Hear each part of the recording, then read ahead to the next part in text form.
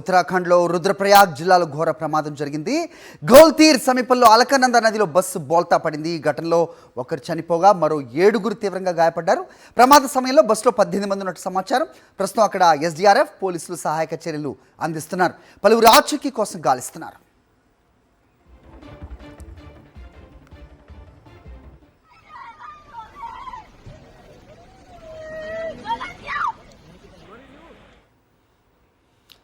Right, Uttarakhand గోల్తీర్లో జరిగింది ఈ ప్రమాదం. బస్సు నదిలో బోల్తా పడిన ఘటన ఒకరిని బలి తీసుకుంది, ఒకరు చనిపోయారు, 7గురికి తీవ్రంగా గాయాలైనట్టుగా తెలుస్తోంది.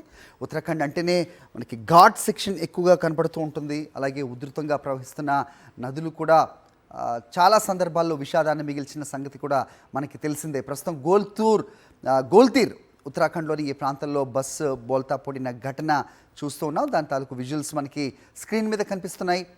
సో బాక్స్లో చూస్తున్నాం ఎంత ఉధృతంగా అక్కడ వాటర్ ప్రవహిస్తోంది అనేది. సో 18 మంది బస్సులో ఉన్నట్టుగా తెలుస్తుంది. ప్రమాదం జరిగినప్పుడు దాంట్లో ఒకరు మృతి చెందగా మరో 7గురికి తీవ్రంగా గాయాలైనట్టుగా తెలుస్తుంది. మరి ఆ గాయపడ్డ వారి పరిస్థితి ఏ రకంగా ఉంది అనేది ఇంకా తెలియాల్సి ఉంది. ఉత్తరాఖండ్లోని రుద్రప్రయాగ్ జిల్లాలో జరిగింది ఘోర ప్రమాదం. గోల్తీర్ సమీపంలో అలకనంద నదిలో బస్సు బోల్తా పడింది.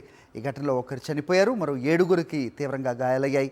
ప్రమాద సమయంలో బస్సులో 18 మంది ఉన్నట్టుగా ఇన్ఫర్మేషన్. ప్రస్తుతం అక్కడ ఎస్డీఆర్ఎఫ్ అలాగే పోలీసులు సహాయక చర్యలు అందిస్తున్నారు. పలువురి ఆచూకీ కోసం గాలిస్తున్నారు.